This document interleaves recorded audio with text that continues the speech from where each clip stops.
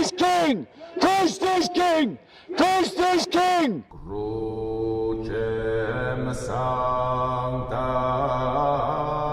Let all that you do be done in love. A Christian, when they see their society collapsing around them, doesn't cower or run in fear. He doesn't stick his head in the sand and hope that it will all change and just go away and be all right. He doesn't throw up his hands and say all is lost. A true man, when he sees a challenge, he rises to the challenge. He digs deep within his own soul to find the strength to do what is necessary to meet the challenge in front of him. And this is what as Christians we are called to do. That means that when we see our society collapsing around us, we don't run away. We don't go and join the opposition as Andrew Tate did.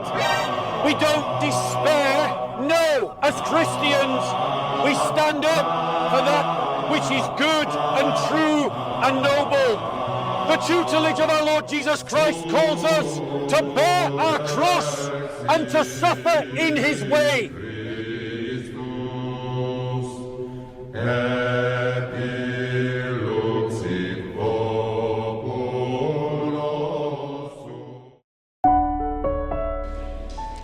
Cool. So hello everyone.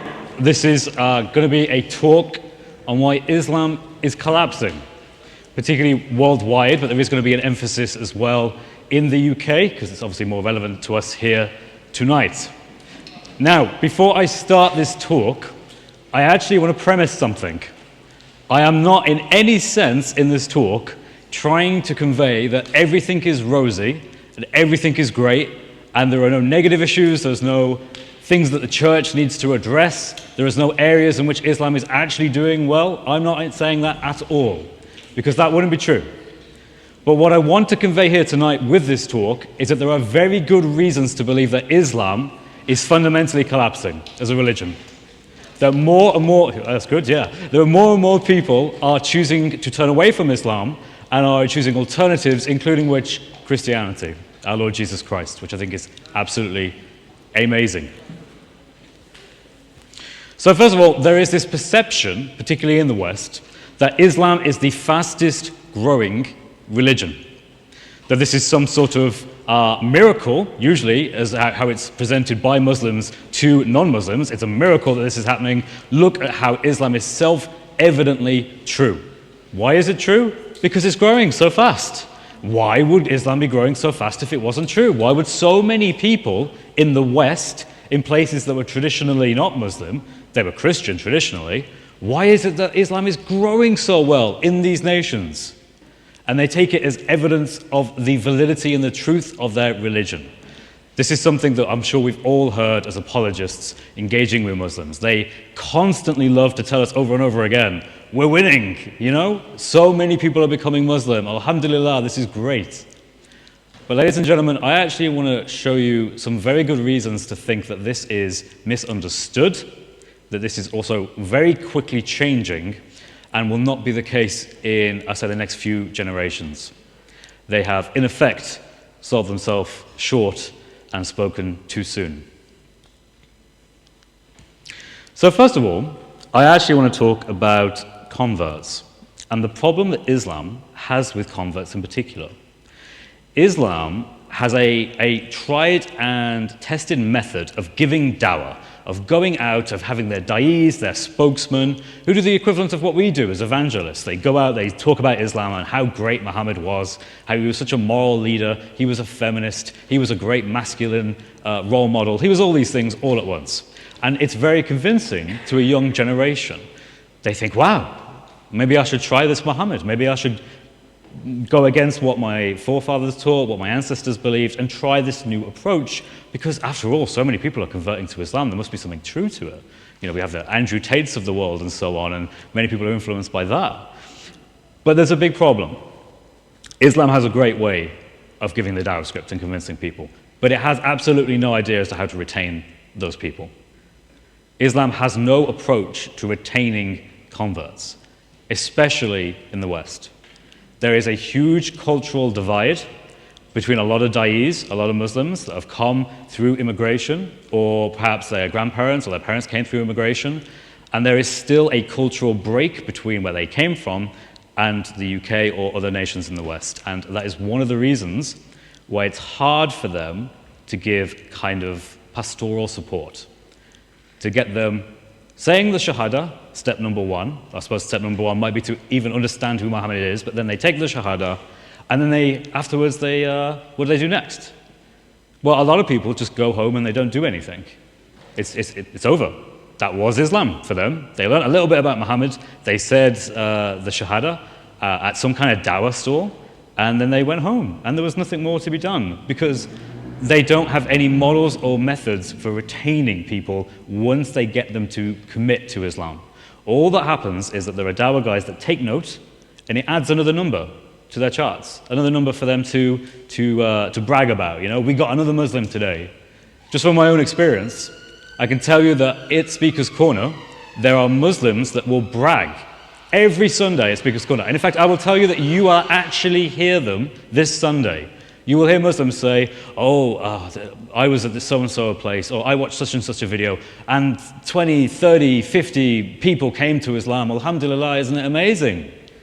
And they'll say these things. But what they won't tell you is overwhelming majority of those numbers, if they are legit, because they do like to exaggerate, they won't have a clue about Islam. They won't have the next steps. There's no pastoral support. They won't go to mosque. They'll be basically just left to learn about Islam from where? Well, from YouTube videos, from TikTok videos. That is, in effect, their pastoral support. And it's a massive problem. And there are many different authors that are aware of this issue. In fact, there are Islamic authors who are aware of this issue. So we have Imam Luqman Ahmed.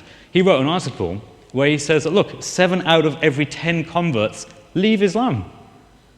It's become somewhat of a massive issue. We're talking about not people who were born Muslim, we're talking about actual converts, people who came to the faith because they met some Muslim da'i, they were convinced by what they said the Shahada, but a few years later, they're nowhere to be seen.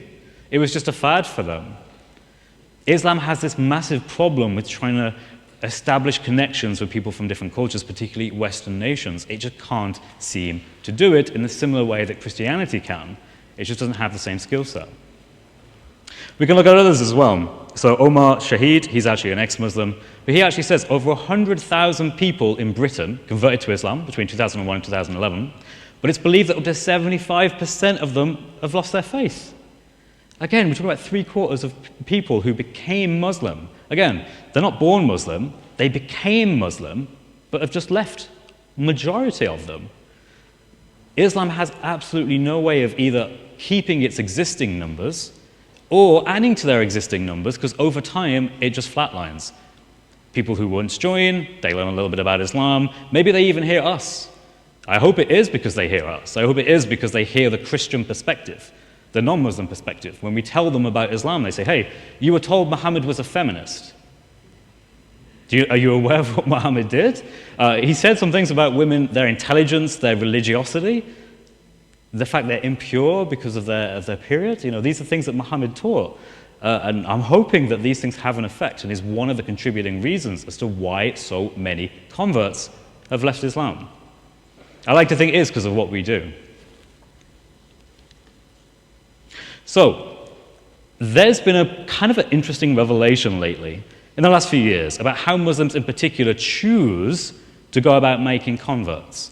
Because I'm not the first person to notice this. You know, I didn't wake up, I haven't just had an epiphany and went, oh, would you look at that? I've come up with this new thing. No, Muslims know this. They know this very well.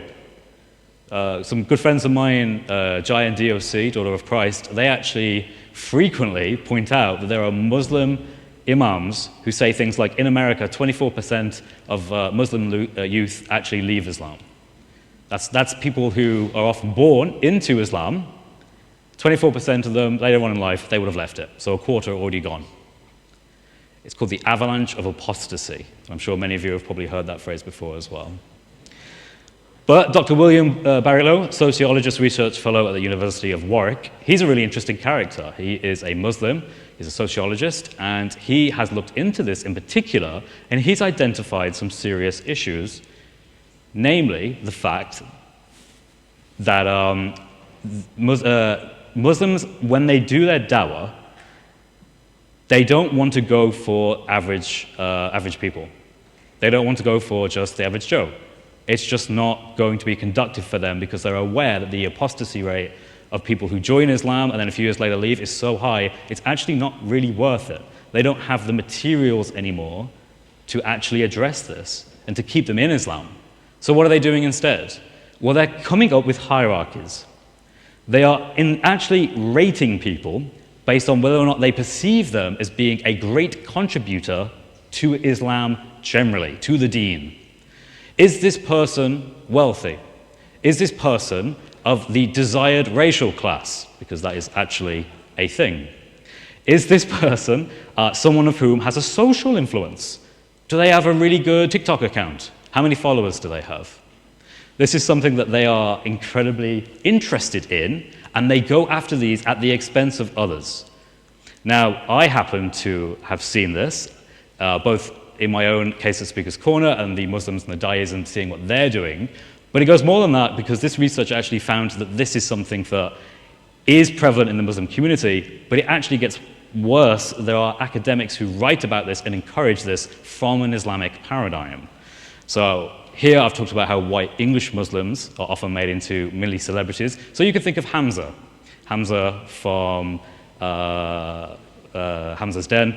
He has been idolized largely in part, and again, this isn't me saying this as a Christian, but actual other Muslims have identified this because of his skin color.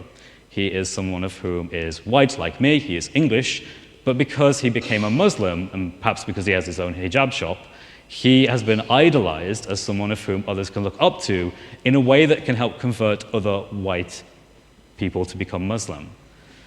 Now, there is a person at Speaker's Corner, again, this is my own experience, but I think it's relevant because I found this in the field talking to people, and it really illustrates this. There is someone at Speaker's Corner, also called Hamza, but he's not white Hamza, he's black Hamza. And black Hamza has a very different opinion on this, and he is a Muslim, and he does not like me.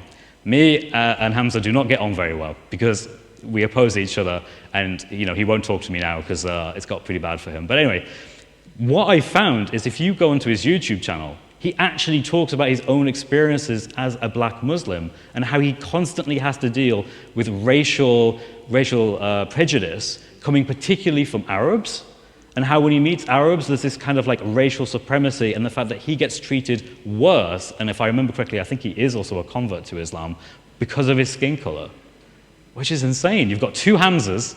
It's the story of the two Hamzas here. One black, one white. The one who is white gets tons of praise, tons of influence, and also tons of money from his very successful recent GoFundMe, but that's a separate thing. But the other Hamza doesn't get any of this. In fact, he actually faces tons of prejudice because he's a different skin color. He's just not valued as much. So about that Muslim work itself, we have by the Mahdi Locke. He actually published a book called The Big Step, How to Survive Islam in the Anglosphere. And he actually mentions this very idea that Muslim da'is should be not just going and making anyone into converts, but targeting specific people. Muslims should go out, find the wealthy, find from the preferred racial class, find from the social influencers, the Ali Dawas, the Muhammad hijabs, find those kind of people and make them Muslim. Let's think of it this way. For the last few years, anyone else noticed, Jordan Peterson? All of a sudden, you had Muhammad hijab trying to reach out to him to get him in on interviews. There's a reason they do that. They go for the big celebrities because they're part of the somewhat privileged class. They have influence. They can help others reach Islam simply by merely talking about it in a non-negative way. It doesn't even need to be a positive way. It just needs to have these influential people talking about Islam. And that's sufficient from their point of view. Now, there's another point I wanted to mention. So we talked here about converts and the fact that many people who convert to Islam actually leave Islam very soon after making their shahada. But there's another point. Currently in the world, we've often had this perspective that population just keeps growing up.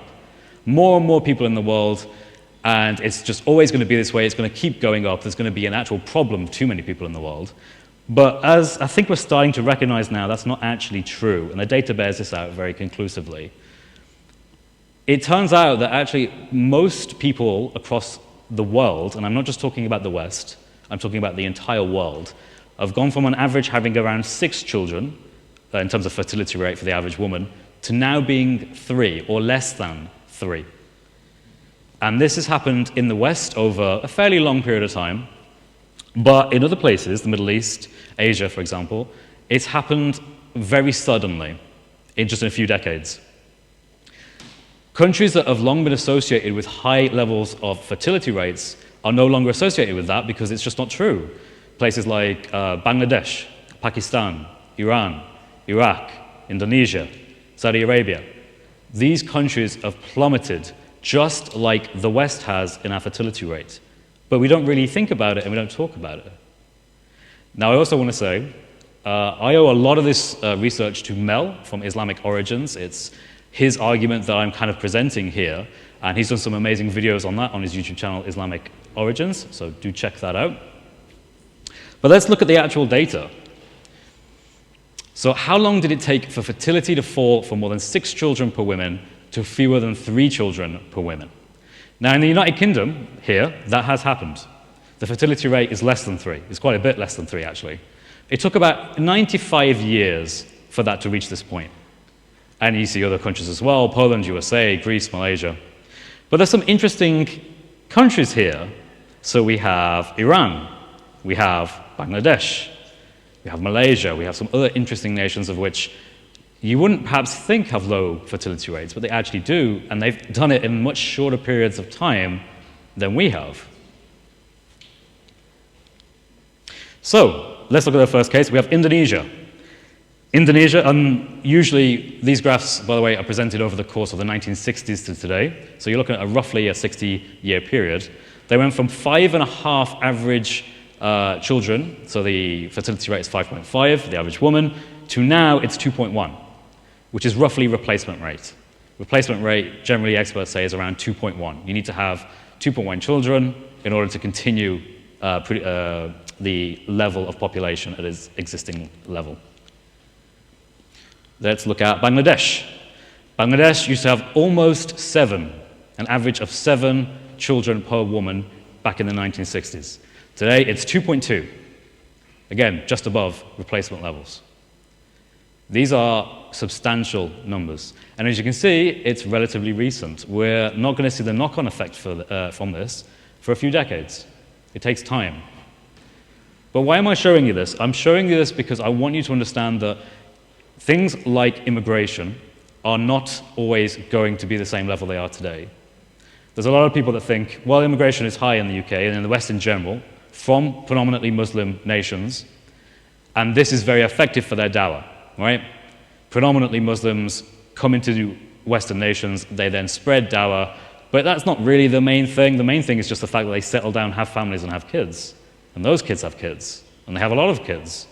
And that's how they influence nations. The Western population, the UK population of Muslims has gone up every year. Every 10 years, look at the census data. And it'll tell you that the level of Muslims in the UK just keeps going up.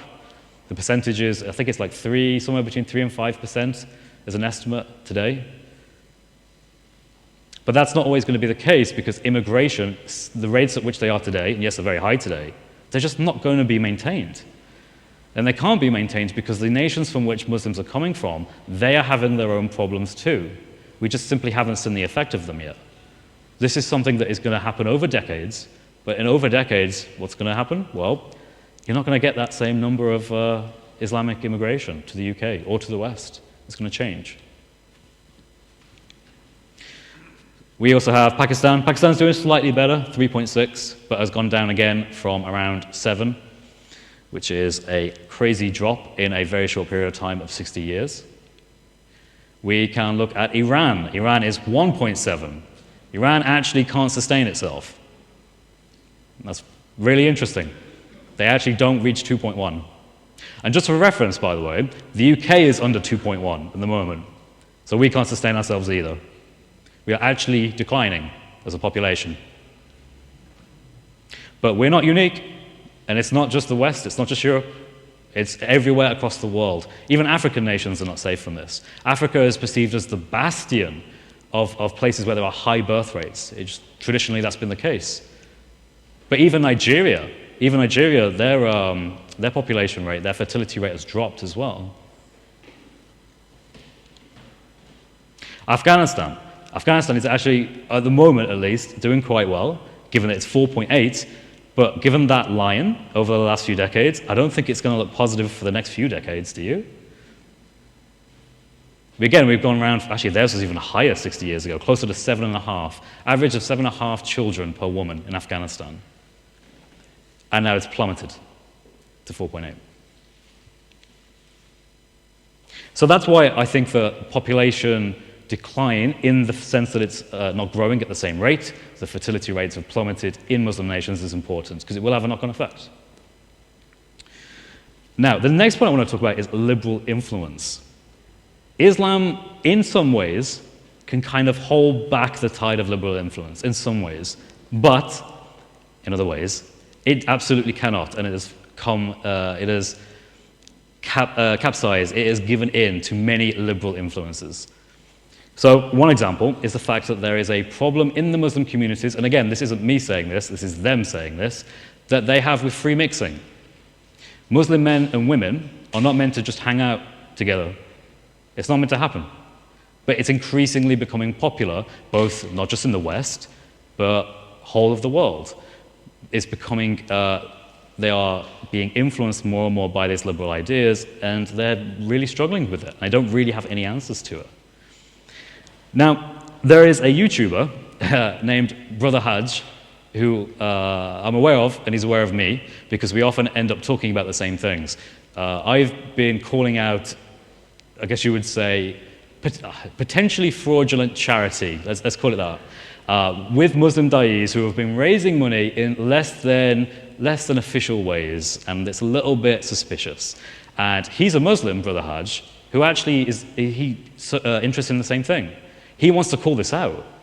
He actually makes videos where he's like, this Muslim over here, he's obviously just taking people for a ride. And one of the things he talks about is the fact that Islamic charity is not being practiced properly under the Sharia, how it should be. What's actually happening is that they are adopting Western models of charity. What do I mean by that? Well, the same way that we have charities that are worth millions, if not billions, and we have CEOs that have salaries, and they're quite substantial salaries. They are more like traditional businesses in their structure, not trying to, this isn't a form of criticism from me, but rather just acknowledging how modern charities work in the West. They're adopting this model. And they're adopting the model because it's sustainable and because it does actually pay people's salaries in the end.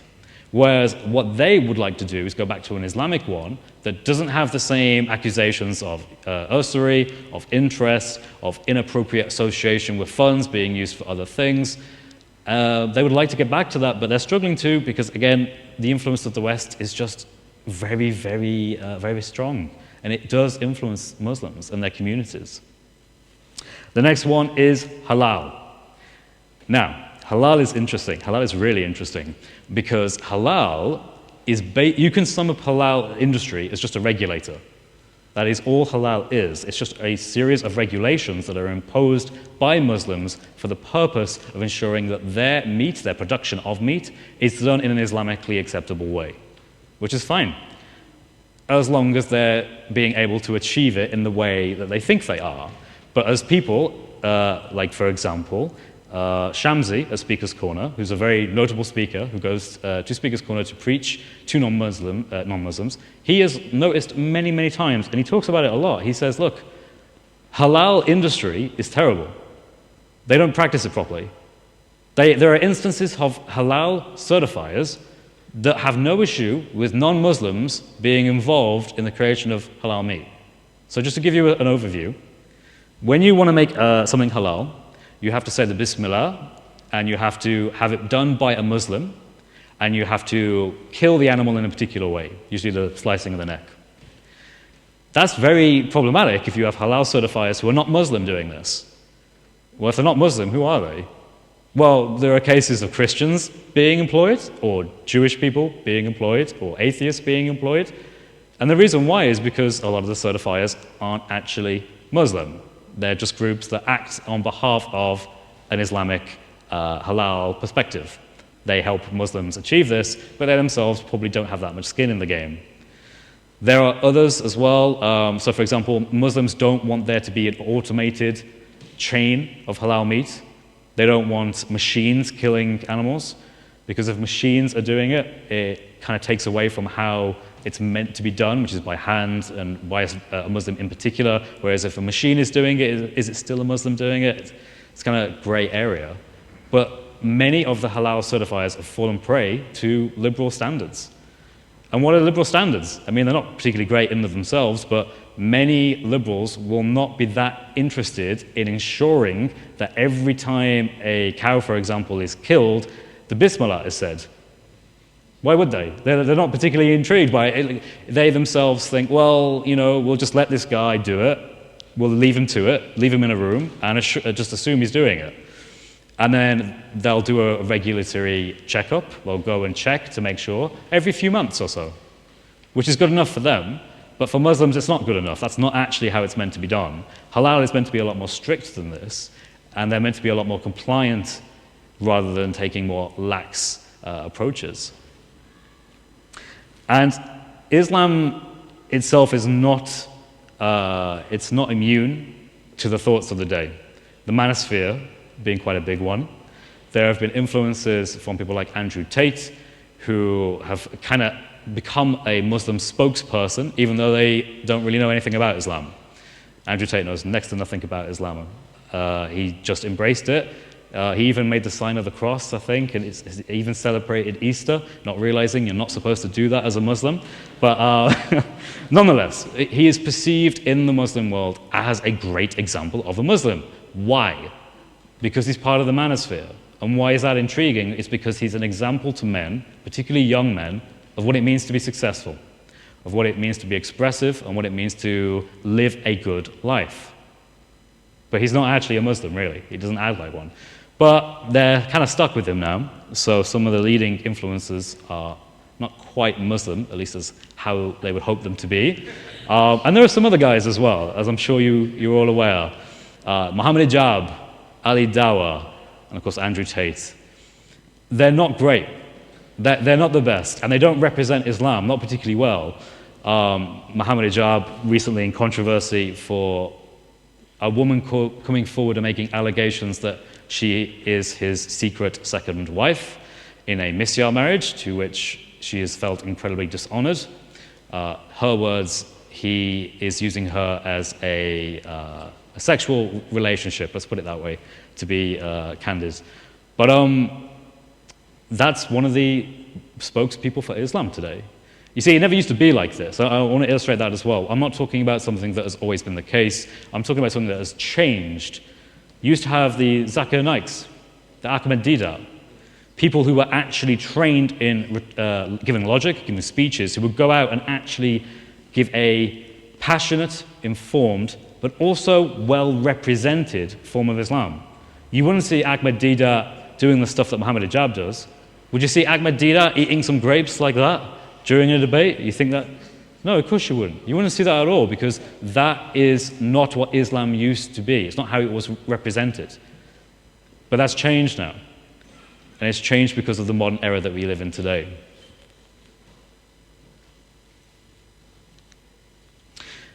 Another point is that we have seen crazy high levels of criticism of Islam. It wasn't present before.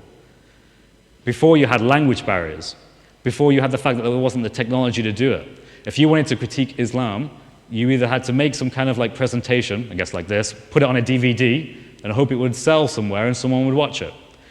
Which is how they used to do this kind of stuff. Or, if you're Sam Shamoon, you would write an article on your website and it's just a big wall of text and hope that people come across the website and read it. And that was kind of the best that you could hope for, because the technology wasn't there to really take it any further. But now we actually have totally new ways of critiquing Islam and having Muslims be aware of this. Now, I don't know about you guys, but I have a very high opinion of what we do at this place, at the NAPC, polemics. I think that what we do is incredibly effective. I think we reach Muslims, and I think you'll see that at Sunday. I think you'll see that when you have conversations, if you go to Speaker's Corner on Sunday, you'll realize that Muslims don't have answers to a lot of the things that you're going to bring up. Polemics has really changed the landscape. Criticism of Islam has changed the landscape. They're having to deal with it in ways they never had to deal with it before. It used to be that, Zakir Naik, Ahmed Deedat, they'd take the Bible out of context, they'd do something. They'd hide behind the Arabic. But this is getting less and less feasible in the era of modern technology and modern criticism. We have Jay Smith, we have one of the greats, we have David Wood, Sam Shamoon, all these people that are now critiquing Islam publicly and in a way that is accessible to all, and it is absolutely amazing. Another point I want to talk about is kind of related to this. Islam has entered into an intellectual fatigue. It has just given up. It doesn't quite know what to do. Now, I took this image, and this happened just a few days ago. Right before I came to this conference, I saw this image, and I thought it beautifully summed up intellectual fatigue. In this image, you have Ali Dawah, and you have Avery, God Logic, who was here with us the last few days at the conference. God Logic went to Ali Dawah to debate him on pretty much anything, I'm guessing at this point, but Avery just wanted to go confront him to demonstrate to people the truth of his religion, of the true religion, Christianity, and the falsehood of Islam. And Ali Dawah, do you know what he did? He couldn't even engage. He ended up going on a rant about trying to sell prayer mats or something. He's actually looking at the camera in this image, trying to sell the person watching prayer mats. Well, Ali Dawah is there saying, hey, did you know that Muhammad did X, Y, Z? Do you know that the Islamic dilemma is true? And Ali Dawah's not even addressing him. It's an embarrassing state. And this is not just like a one-off thing. This is the intellectual sphere today. It is abandoned. It is completely abandoned. There is nowhere left for anyone to go. The people who actually try to engage in an intellectual debate are people who are not really Sunni Muslims or on the verge of leaving Sunni Islam, because that's the only way you can debate. How do you deal with the Islamic dilemma? Well, what if you took this crazy innovator position that none of the early scholars held that pretty much makes you leave Sunni Islam? Well, some people are thinking about it. That shows you just how bad this is. And you can actually watch, Muslims will just condemn each other, make takfir on each other. They'll say, you're not a Muslim anymore. You've left the faith. Why? Because you've innovated. You've come up with bid'ah. You've gone beyond the acceptable things that the Sahaba taught, the companions taught of Muhammad, and you've come up with your own stuff. So to even engage in an intellectual sphere basically means you somewhat have to leave Islam according to many of the Muslims who are orthodox. It is a crazy world we live in at the moment where Muslims don't have the ability to engage anymore. And again, those who are going to Speaker's Corner on Sunday, you're going to experience that firsthand. You're going to experience the fact that Muslims will run from any person who is part of the Christian debate team. If I'm there, they won't talk with me. If Bob, the Speaker's Corner, is there, they won't talk with him. David from Speaker's Corner, they won't talk with him. Ishmael from Speaker's Corner, they won't talk with him. Paperboy from Speaker's Corner, they won't talk with him. Young Bob from Speaker's Corner, they won't talk with him. We could just keep going on. And I'm not doing this to brag or anything. I'm doing this because I want you to understand they don't have anything left. They're just looking for people who are vulnerable, people who are tourists, people who are very young in their faith, who don't yet have a developed understanding of their faith. Or perhaps yet they don't even understand much about Islam, because it leaves them vulnerable to people like Mansour, Hashim, the other debate team at Speaker's Corner, for them to come in and say, well, let me tell you about how great Muhammad was. How do you guys believe in one God when you believe in the Trinity? Isn't the Trinity three gods? They'll say things like this, and they're just hoping you aren't well informed enough to be able to deal with it. So, how do they actually deal with this? At least, what is one strategy they employ to deal with this? One is do not engage. So, Speaker's Corner, part of our tradition in this country, at least in London, for a long time, many hundreds of years. we're seeing less and less people turn up there for the purpose of debate. Not with any of the Christian team. Not a sincere debate. Not anymore. They're now leaving, and they're going to places like Stratford, Leicester Square, Shepherd's Bush. They're going to places like this because it is easier for them to engage with the public, people who don't know about Islam. The people who may not even be Christian, they may be completely secular, agnostic. But those people they can convince, hey, you know, Muhammad was a feminist, Muhammad was XYZ, whatever it might be. And that's how they're trying to do dawah now, because they can't actually do it on a one-on-one basis in a place of public debate. And that's this. This is someone who is at Stratford. I haven't had the pleasure of talking to him yet, but I'm hoping one day I will, if he will actually speak to me. But I have a funny feeling he knows who I am, so he probably won't, especially if he sees this video. But dawah is no longer about inviting people to Islam as such. Now this goes back to a big problem. Dawah isn't about just converts anymore. Not anymore. It used to be. It used to be about trying to get people to sincerely embrace Islam. Why? Because if you can make someone embrace Islam and they go on to do great things and you inherit their rewards, you know, in Jannah, the kind of like sort of pyramid scheme of you inherit what they do kind of thing. But now there's a different motive, financial motive. Dawah has become a business. In fact, it's not actually a business, it's an entire industry. Dawah, with the combination of social media, you're talking like TikTok, Instagram, YouTube, whatever else the youngsters are using these days, they're realizing that they can make money from this and they can earn one of the things that many people want, which is social influence. Ali Dawahs, Muhammad Hijabs, they have millions of subscribers and they make money from what they do. So if they make money from what they do, why do they even need to keep on defending Islam or even really care as such about whether people genuinely become Muslims? They don't. There is no reason for them to care about that. That's an old way of thinking. Muhammad Hijab, in all honesty, probably really doesn't care that much. Ali Dawah has gone on record for saying that he's happy when people become Christians.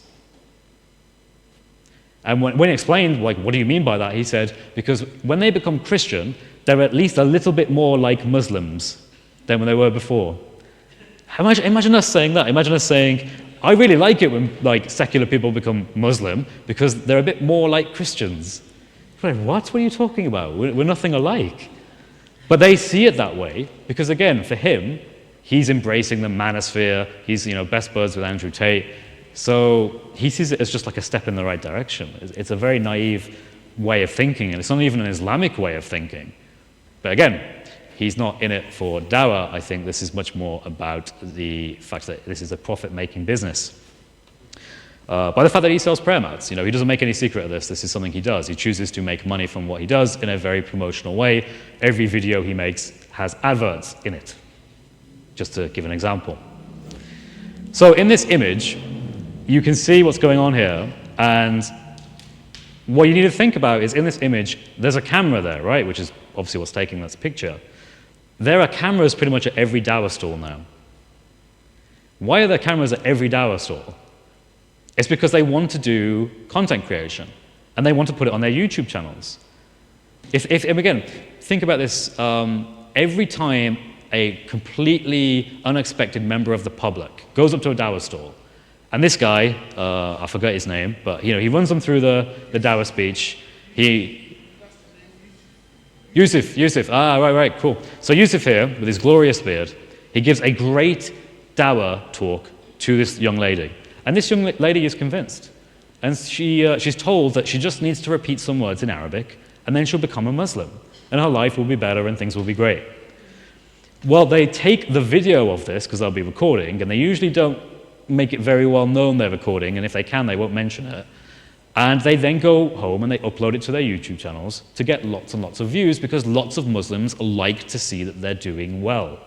A lot of what Islam is its perception. A lot of it is perception. They want people to think they're doing well, but in reality they're doing very poorly. They just don't show you that stuff.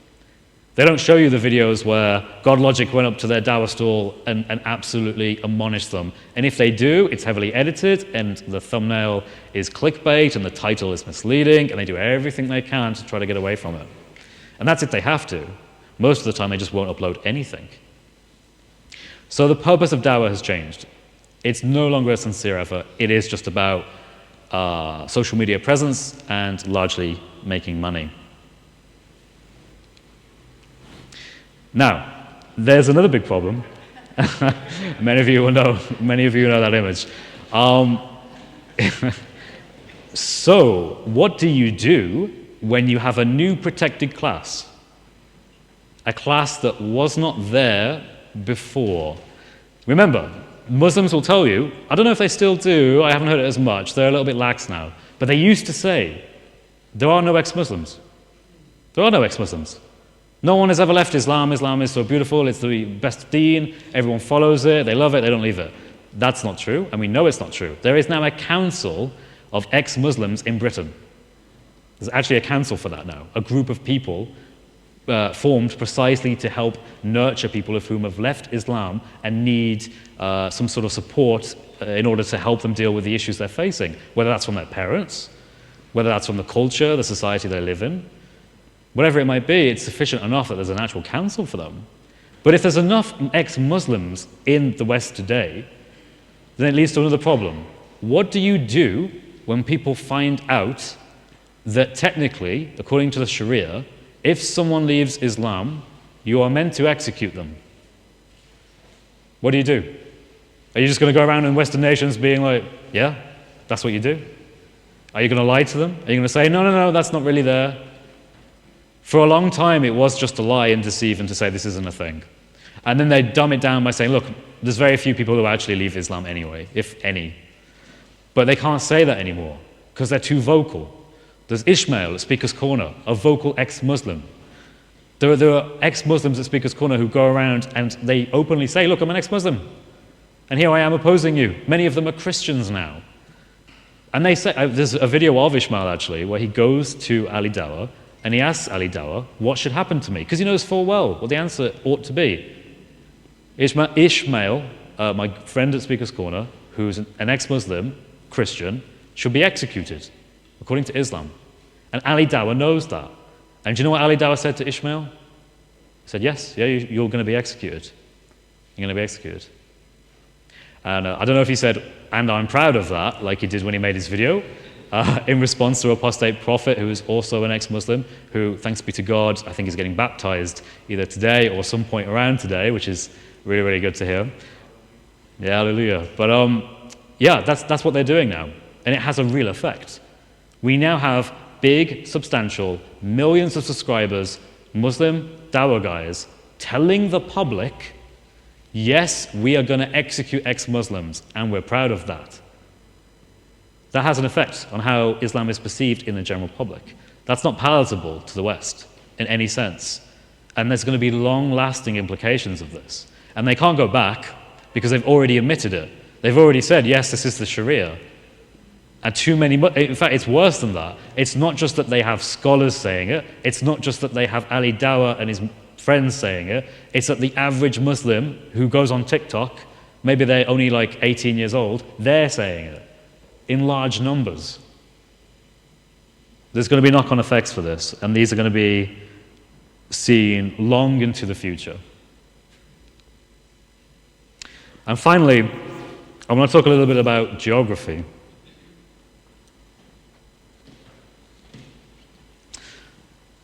So, there's a misperception that Islam is spreading, and it's spreading uniformly. It's just going around everywhere. Everywhere is susceptible to Islam. That simply isn't the case. And why is it not the case? It's not the case because in the UK, in the West, Islam is largely propagated by immigration. It comes in from other nations, from Pakistan, from Bangladesh, from Iran, from all these places. That's how Islam spreads in Western nations. And you can look at this graph. So what do you notice? Well, you can see London. London is a heavy area. The more darker blue, the more heavily, more of a population of Muslims that are in that area. So of course, big capital city, large immigration there, so lots of blue there, lots of Muslims there. You can see Manchester, Liverpool, Birmingham, big major cities in the UK, in England. But what about somewhere in the middle of nowhere in Wales? There's no Islam there at all.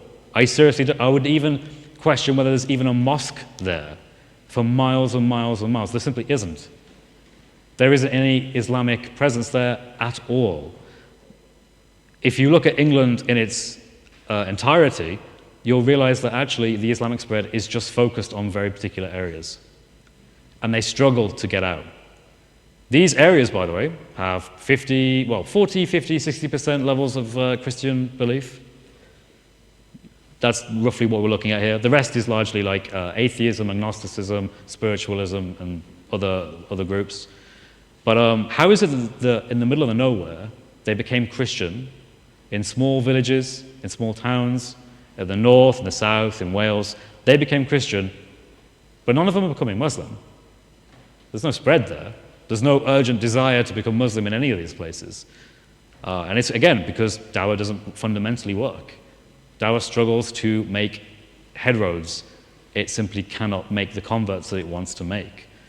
Again, Dawah is not the primary vehicle of the spread of Islam. It is immigration. And immigration, ladies and gentlemen, will not continue forever at the rate that it is.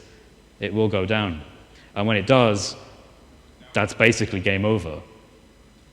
They haven't been able to demonstrate they can convert people. All they can do, they can convince people, like on a very small level, they can convince some people, to which they then revert a few years later. So that doesn't work, and that's like 75% of them. Interestingly, one of the articles I brought up earlier actually points out that out of all the converts to Islam, 75% are women. And I wondered why. And then I thought, it's because of the distinction that Islam has. A Muslim man can marry a Christian woman, but not the other way around. So how many Christian women are there who meet a really, good-looking, successful man, but he's a Muslim? And they think to themselves, well, maybe I can make that work. Maybe that won't be so bad. Maybe when we have kids, we'll find a way of going through it. But in practice, it often doesn't. And why doesn't it? It's because, well, a lot of these relationships break down. There are stories of women who were Christian, who became Muslim because of a man, and then the relationship broke down, and then they went straight back because they had no reason to stay. Their family wasn't Muslim. They didn't come from a Muslim background, and the man that they converted for is now, she's not with them anymore, so go straight back to what they were before.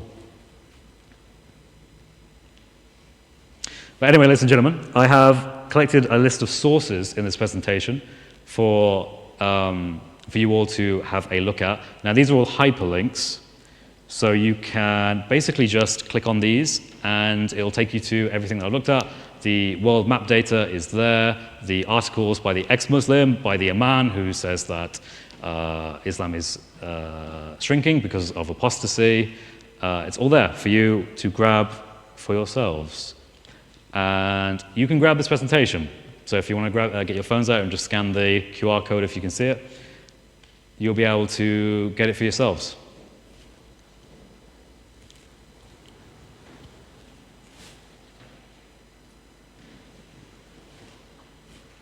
Nice. And yeah, where to find me? Now, I made this mistake in my last presentation. I've done it again. So I'm Chris at Speaker's Corner, for anyone who doesn't know. You can find me on YouTube. You can see my content there. I talk about a lot of things, a lot of it to do with polemics towards Islam, a lot of it to do with contemporary issues in the UK that affect the UK in particular.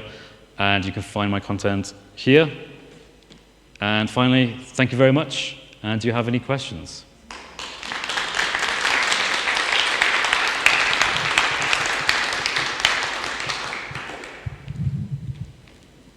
Hello. Right here. So when I was walking around London, I noticed there was a lot of people that looked Middle Eastern. They're dressed very secular. Is there any statistics on the number of people that immigrate to the UK and then deconvert from Islam? Because in the US, we have a lot of that. There's a ministry I know called the Tucson Refugee Ministry, and Muslims come into Tucson, they have no community, and they even pretty much deconvert. They become Christian or secular. Is there any numbers on that in the UK? The statistics I looked at were primarily focused on America, but I would imagine they're very, very similar. Although the UK has a more intense amount of immigration from people from Muslim backgrounds, and they do tend to form communities. I don't know if you've had an opportunity to go to East London. If you do and you walk around, you will see these communities for yourself. And yeah, they're very, very interesting.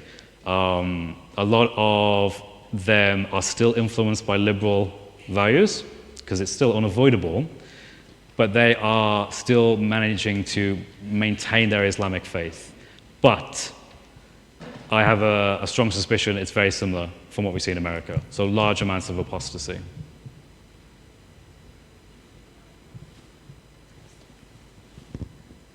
Thank you for your presentation, Chris. Quick question. I was really surprised at your figure that you gave us, 75% of converts to Islam, leaving Islam in a few years. Yep. Fantastic figure, by the way. But in terms of, that tells me that there are hundreds of thousands of people who are looking for something in life. Yep. So missionally, why have they chosen Islam over Christianity? And if they've done so, what are the effective means by which Christians should be reaching out to those who are ex-Muslim in that respect, and kind of drawing them, bringing them home, in the phrase of a certain well-known Mr. Smith? Yeah, absolutely. That's a really good question. So I think one of the big attractions to Islam from the Western perspective at the moment is the fact that it has figured out how to brand itself. Islam is now a brand in a way, because I mean, I say it's somewhat tongue-in-cheek, but also I really do mean that to the youth now, they go on TikTok and they see Andrew Tate doing some prayers, you know, he's doing salah, and they think, oh wow, this is really great, this is like a strong masculine representation. And guess what? It's an answer to LGBTQ, it's an answer to the liberal ideas that many people are disenfranchised with. I mean, I'm disenfranchised with it, but I mean, I've been looking at it and studying it, but most people who are young, they're growing up now, and they're looking at their parents, they're looking at how they've managed to do in a liberal world, has it benefited them, what issues are they experiencing, and they're looking for something new to offer them answers to the problems they perceive. And they think Christianity, if they even think Christianity, one of the problems is that we don't even, Christianity is often an assumed thing that just, it's kind of like lurking beneath. It's like a sleeping giant. Christianity needs to wake up. The giant needs to wake up. But at the moment, it's still sleeping. And because of that, people are looking at the loudmouth Andrew Tates, the influencers, and they're seeing, oh, there's something to do with Islam. Islam is great, it's strong. It best represents what I'm looking for in my worldview as a man, as a young man. And it predominantly affects young men. If you look at how Andrew Tate, Ali Dawah, Mohammed Hijab, who they're influencing, it is largely young men. What Christians can do is just to demonstrate quite publicly what it means to be a Christian. Now, Bob has said something in an earlier talk that I want to echo because I fully believe this. As Christians, we have signs and symbols that we can use. A lot of us don't, depending on our traditions. But there is value in fasting in a way that people see. There is value in wearing something that people can see. There is value in actually acting out your faith in a way that is perceived. And I'm not saying do this to be seen, do this to be, to be envied. I'm not saying anything like that. All I'm saying is that let us show people actual Christianity in a form they can see and understand, instead of it just being something that just it's hidden. It's just something that society kind of used to do, but now we just have the leftovers of it. No, it's alive and well. Let's show people it's alive and well. That's my answer to that. Hi, Chris. What do you anticipate is going to be the reflection of the next census that we have? Do you think that because of the immigration, Islam will be higher in the UK, or will That's a very good question. Apostate?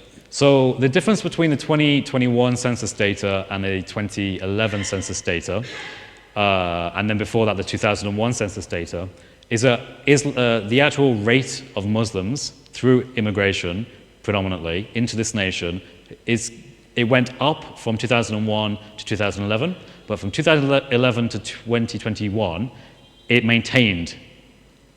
So I'm thinking that in a few more decades, through the census data, you'll actually start to see it decline. That's my prediction. And I think it's bared out in the data. It's because there are less and less Muslims in the world to emigrate, fundamentally.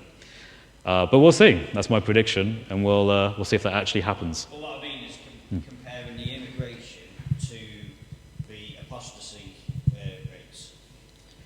How do you mean, sorry? Like how? So you've got people coming into the country, obviously at the moment at very high numbers. Yep. But we're also talking about there is, you got the 24% of young Muslims leaving.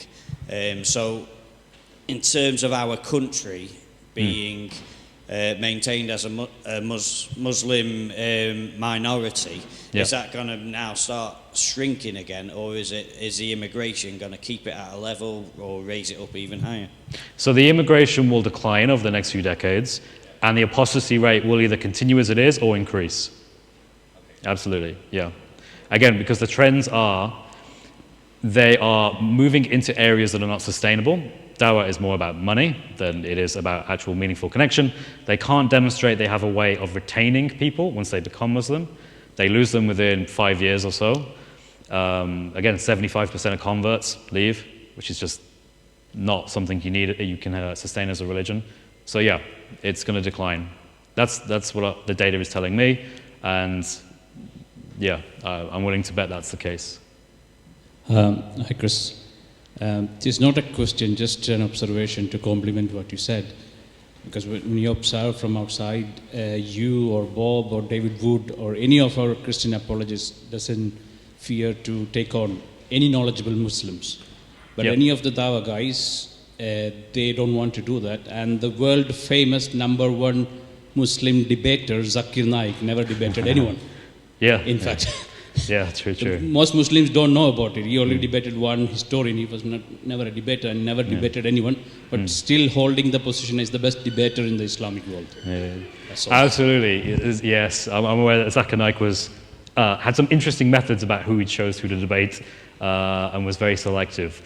I guess just from this, it's just about how they go about doing things, right? Like Zakir Naik is a lot more presentable than Muhammad Hijab, just generally. In fact, actually, funny story.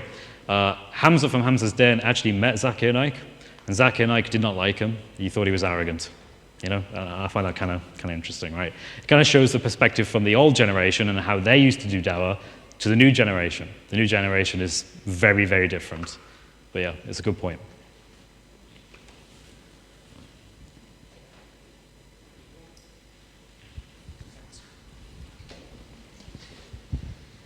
Yeah, it's quite curious actually. A Muslim friend of mine who you have had some interaction with, known as Al-Yemeni, makes a lot of the same observations that you're commenting on.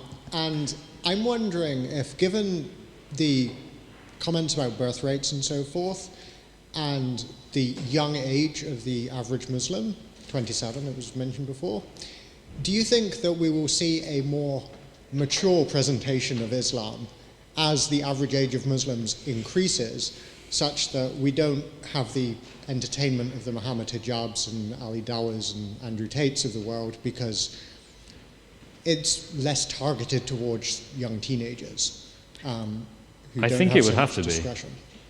Yeah, I think it would kind of have to be eventually, because you can't have loose cannons like Muhammad Hijab and Ali Dawa doing very morally questionable things and also presenting Islam in not the best state forever. You know, ultimately generations pass on, and the current generation, Gen Z, Generation Alpha, whatever it's called, they're going to be like, hey, you know, we're in our 20s and 30s now, we're having kids, and we're telling our kids, yeah, don't trust these Dawah guys. You know, we went through a phase where we thought, you know, wouldn't it be cool to be Muslim and be part of the manosphere? But actually, it really wasn't what we thought it was. Turns out it was really immature, and it turns out there's a lot of bad things in Islam that people learned over time. So yeah, I think you're right. I think they'll have to return to like a more mature, Zakir Naik, Ahmadiyyat way of doing things, I guess. So yeah. Cool, is that all we're time for? Yep, cool. Awesome, thanks a lot.